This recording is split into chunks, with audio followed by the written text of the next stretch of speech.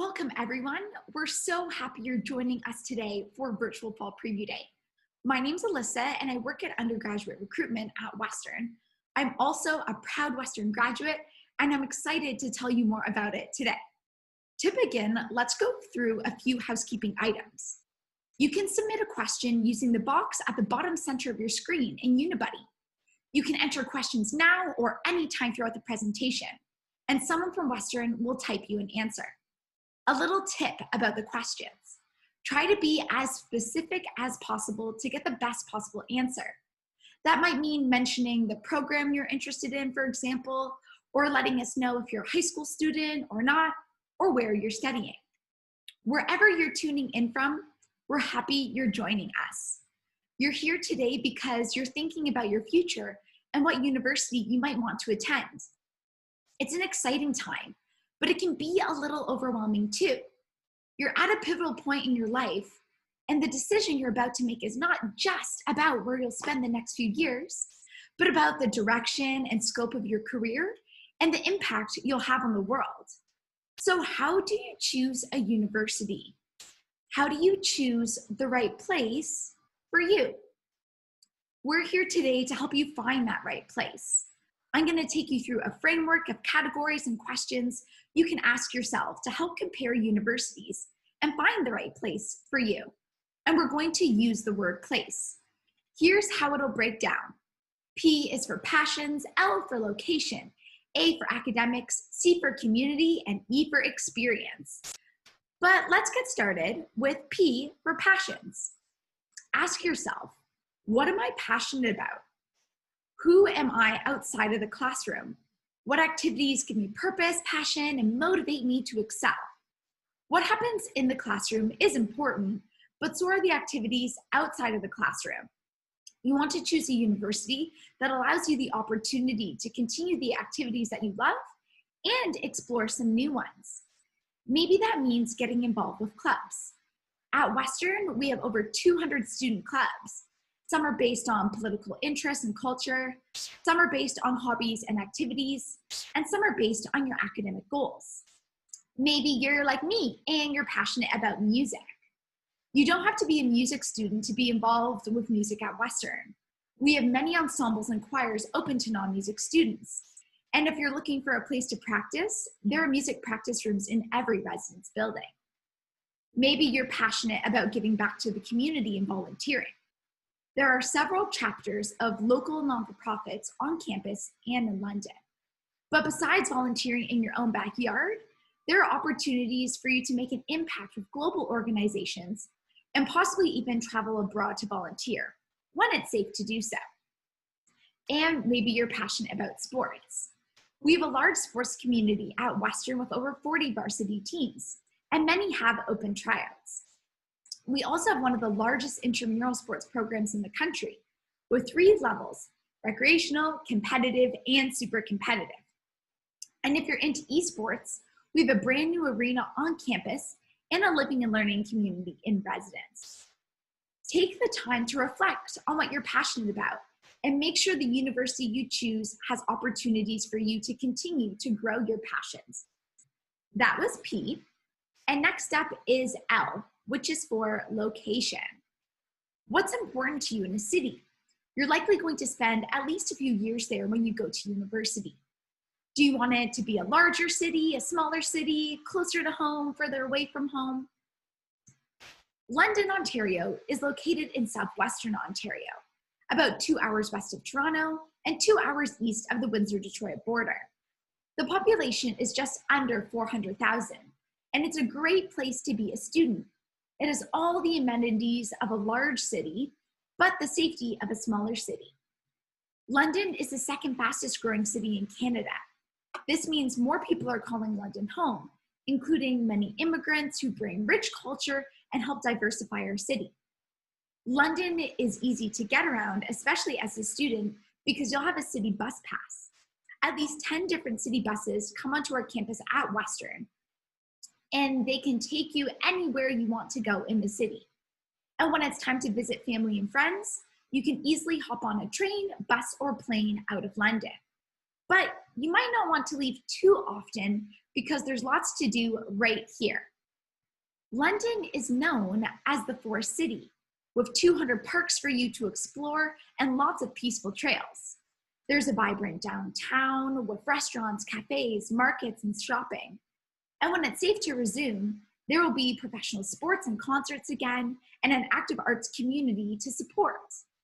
As a student, many local businesses make it affordable for you to check them out by offering deals and discounts. Okay, so we've learned a lot about the City of London, but that's only half about learning about location. The other half is the university campus. What's important to you in a campus? Would you like it to be large or small, an open or contained campus? What amenities do you need? And do you prefer historic or modern buildings? At Western, our campus is large. We have about 30,000 students. Western's campus is contained. That means you're not taking classes beside a downtown business or a strip mall. Western's campus operates like a small city with all the amenities you need, including eateries, a medical clinic, grocery store, movie theater, hospital, and more. The architecture is a mix of modern buildings and historic buildings. You'll find both when it comes to our residence buildings as well. At Western, we have 7 different residence buildings that you could live in for your first year, and 3 styles of building. Every residence building has dining halls as well as common areas like fitness facilities, music rooms, and study rooms. If you want to live in residence and you're coming directly from high school, you'll have a spot guaranteed. To learn more about specifics about residence, be sure to join them for their presentations today too. Okay, so let's recap. So far, we've explored passions and locations, 2 things to keep in mind when you're comparing universities. And now on to A, which is for academics. There are a few things to ask yourself with academics. Does the school have the program for me and the flexibility to explore? What are the requirements? And what's it like to learn at university? And what will the classes be like? Let's start with programs. At Western, there are lots of programs for you to explore, over 400, and they fall into 11 faculties and direct entry programs. There's arts and humanities, information and media studies, music, science, medical science, engineering, health sciences, kinesiology, and nursing, as well as social science and DAN management and organizational studies. Are you thinking about a professional program? At Western, we have medicine, dentistry, law, education, and the Ivy Business School. Most of these start after you've completed an undergraduate degree. The exception is the Ivy Business School. It starts after you've done 2 years of your undergraduate degree, and you can start in almost any program before doing business for years 3 and 4. You could also do a combined degree. This is a 5-year program where you'll earn an Ivy Business School degree and the other degree you started for those first 2 years. For example, that could be science, arts, health sciences, medical science. There's lots of possibilities. But let's get back to the first entry programs. These are the ones that you can start in right after high school. At Western, most students have a common first year, and it allows you to take courses in the program you think you want to explore, but also explore some other options. The point is, if you're not sure, that's totally okay. When you apply to Western, you'll apply to a faculty or direct entry program, not the major you want to do. Again, there are 11 different faculties and direct entry programs, and those are the tiles that you're seeing in front of you in the different colors. So, for example, if you're interested in studying French, English, Latin, the languages, those fall under the Faculty of Arts and Humanities. You'll apply to the Faculty of Arts and Humanities. When you apply, you'll be asked to choose a subject of major interest, but you're not locked into that major. You could actually explore a few different majors in arts, or maybe some majors that are outside of arts. But let's take a closer look doing an example in the social sciences. All right, let's say that you want to pursue a major in criminology. That falls under our Faculty of Social Science. In first year, you would take a sociology course because that's required for criminology. By taking this course, which you can see on the left of your screen, you open the doors to studying sociology and criminology programs. Those are shown by the bubbles on the right. With the common first year, you need to choose some other courses too. Let's say you choose psychology because you think you're interested in that program too. So you take psychology, and that's another one in blue for social science, and you take math, which is in red because it's from the Faculty of Science. Those are the courses you need to take if you possibly want to pursue psychology. And now that's a program option for you. You can see the psychology bubble on the right. Let's see what other courses this student chooses. They're thinking maybe one day they want to go to law school. They've heard that for the LSAT, the test that you need to do for law school requires you to understand logical reasoning. So they take a philosophy course called Reasoning and Critical Thinking. That's in arts and humanities, so it's in yellow. And by taking this course, this student could pursue a philosophy program. Now for their last course, they choose French, which is also in yellow from arts and humanities. And this opens doors to French programs. Okay, so that's an example of what it could look like for a social science student. They have 5 program options in their first year, 3 in the social sciences, and 2 in arts and humanities. While taking these courses, they'll decide which they like the best, and then when they go into second year, they'll have a better idea of which programs they want to do for the rest of their degree. They could do one, like psychology, or they could combine 2, like sociology and French. Let's do another example. This time, let's choose a student who's interested in computer science from the Faculty of Science. For computer science, they need to take a computer science course as well as calculus, and these are in red because they're from the Faculty of Science. If this student wants to keep a few more program options open to them that are math related, they could take another math course. And wow, now they have several program options open in science: data science, financial modeling, applied mathematics, and mathematics. Okay, let's add economics, and that's from the Faculty of Social Science. Economics also requires calculus, which this student is already taking. So economics is open as an option. And this combination of courses also opens up other options like actuarial science. This student has a lot of science programs that they could pursue, and one in social science too. Let's give them a break from all of those different math and science courses and do something different with that last final course, because that's what the Common First Year is really all about. And let's go with media information and technoculture courses. By taking these courses, they also have doors open to media information and technoculture programs. Here we go. This student has 6 program options that they could pursue. 1 in social science, 1 in information and media studies, and 6 programs in science, of course. Pretty neat, right? The Common First Year gives you a chance to try out some programs and courses before you choose a major or 2 that you might want to focus on. Don't worry if it seems a little bit overwhelming, because when it comes time to choose your courses next summer, we'll help you through a program called Summer Academic Orientation. This is an opportunity for you to have a one-on-one appointment with an advisor to discuss your program, graduation requirements, and make sure you're right on track. We'll offer these appointments in many ways, depending on what's safe at the time. It might include email, Zoom, or in person. Okay, that's a lot of information about the academics and the courses, but there's some other things to consider when it comes to academics at university. What are the admission requirements? That depends on the type of applicant that you are. If you're currently studying at an Ontario high school, you'll be a 101 applicant. Everyone else is a 105. The admission requirements are generally based on your grades, but some programs have supplemental forms, auditions, and portfolios. If you're interested in learning more about the admission requirements, we have presentations coming up later today for both 101 and 105 applicants.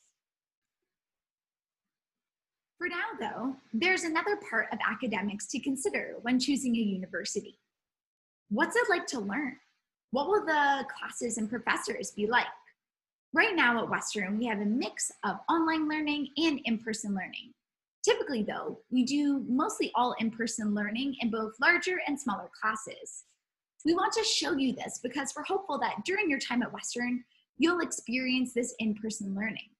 Whether the classes are big or small, you'll be engaged with your professor and your classmates. Here's how.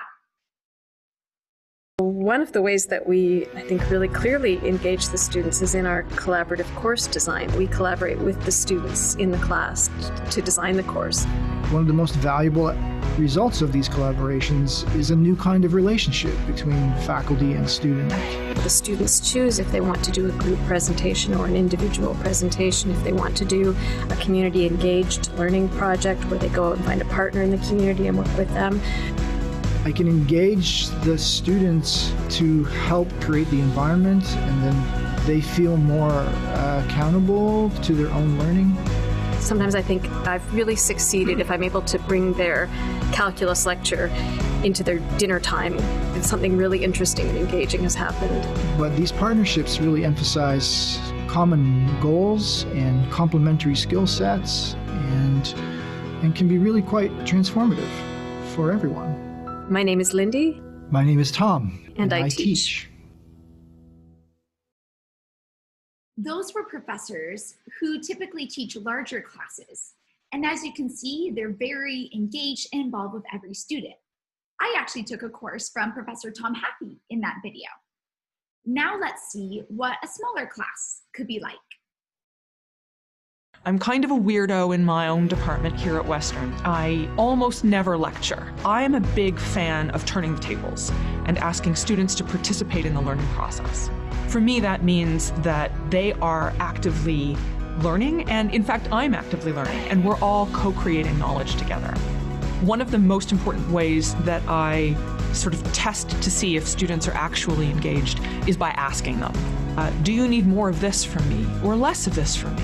These activities, are they working for you or do you hate them?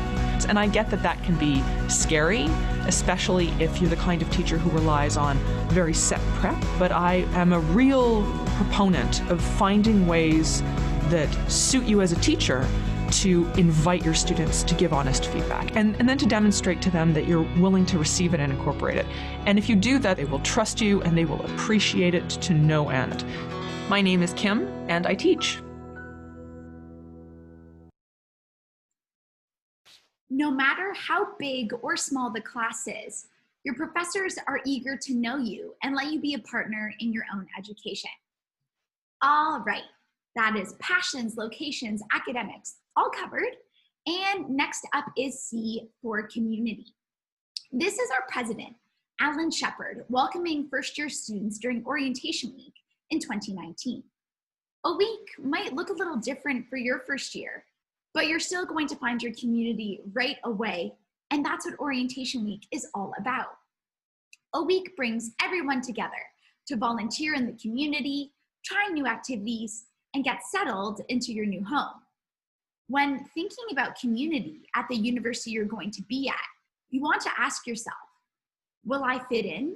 How will I be involved? How will I be supported? And how will I thrive? Because it's important. These years that you spend at university shouldn't just be spent getting by. You should thrive.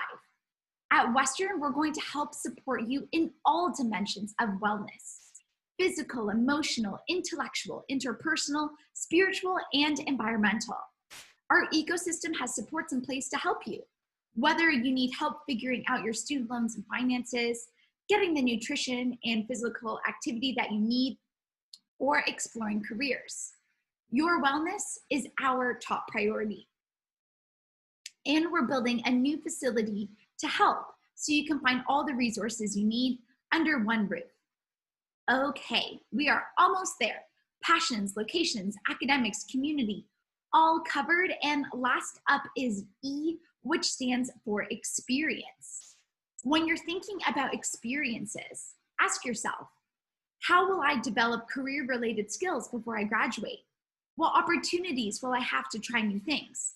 Naturally, many of you will think of co-ops, and co-ops are a great way to gain career experience. You alternate terms of school with terms of employment, but co-ops aren't the only way. At Western, there are over 20 different ways to gain experience. Internships give you an opportunity to be at a workplace for up to 16 months. Community engaged learning courses take you into the community to help an organization. Entrepreneurship can help you explore what it's like to start your own business. And there's so much more. At Western, you'll have an opportunity to gain experience, no matter what your program is.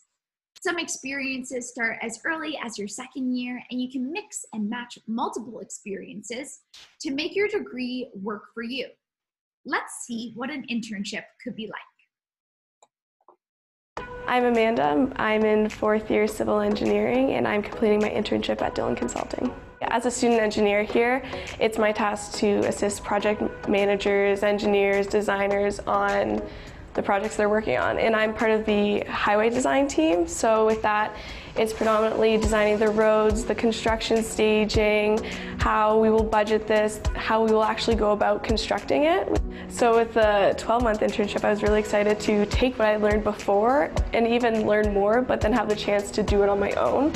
I've met people in my summer co-ops and in my internship that have definitely helped guide me in my career and show me different paths I can take, and also provide mentorship beyond just the technical terms of teaching me things, but help me navigate the workforce.